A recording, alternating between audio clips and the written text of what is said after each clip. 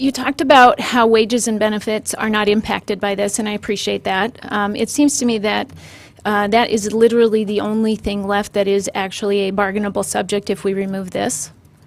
Would you agree?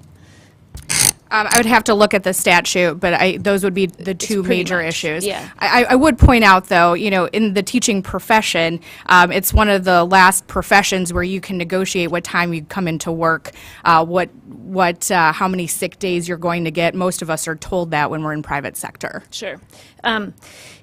It does seem that there are a lot of other conditions of employment in terms of the environment that you work in. My husband's a teacher. If I happen to talk to him during the day, the conversation often goes like this. I have 1 minute. I have to go to the bathroom. I have kids coming in.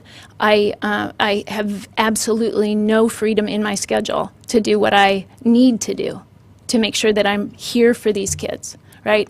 So it's a little bit difficult for me when I hear this conversation, with all due respect, from other adults in the system who are making that assumption. As you said, it's not fair to assume that superintendents don't have the best interest of children in mind, and I would never do that.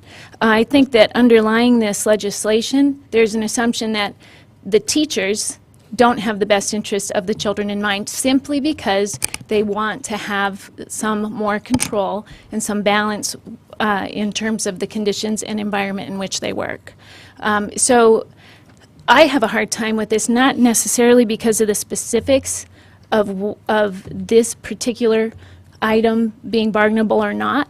I have a problem with it because it's one of the very few things that teachers actually have a say on in their work environment. And it seems like there's a general undertone here that does not respect the teacher's perspective on this and what they do bring to the table. And these are people who've committed their lives and careers to educating children. So that's in part, I think, why you see such backlash. I know last time when you testified on this, there was sort of pushback against the folks that came and testified in favor of it because of that sentiment, not necessarily because of the narrow details of the bill, but because they feel teachers are being disrespected and not appreciated in this process.